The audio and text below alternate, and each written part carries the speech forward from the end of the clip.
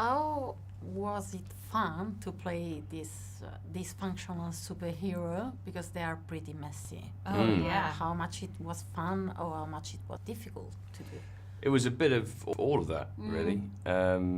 It's difficult in the sense that these characters are so complex compared to like the average superhero, I guess. And also compared to a lot of average characters you play on a family drama. You know, they've gone through so much as kids, and you have to incorporate all of that stuff. And the toughest thing, I suppose, was creating a really good family dynamic from the beginning, to make it appear that these guys have known each other for years and they've got all this history.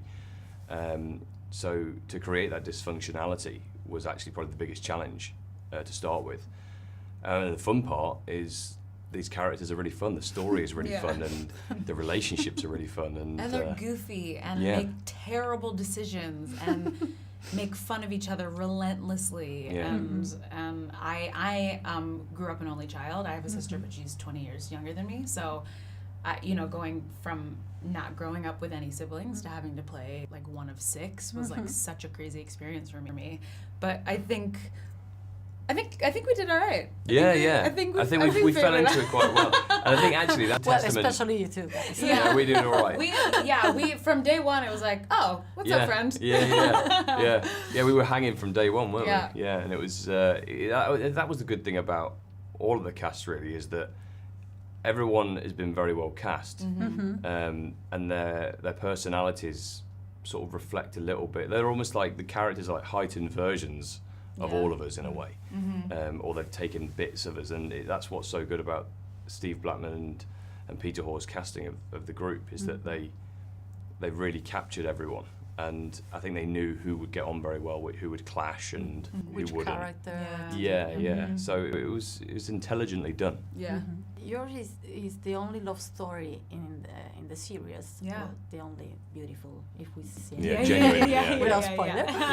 I think it's not usual to see in a series the woman is more emancipated than the man. We can say she has more experience. Poor Luther. But how are the women of the Umbrella Academy? How is Allison?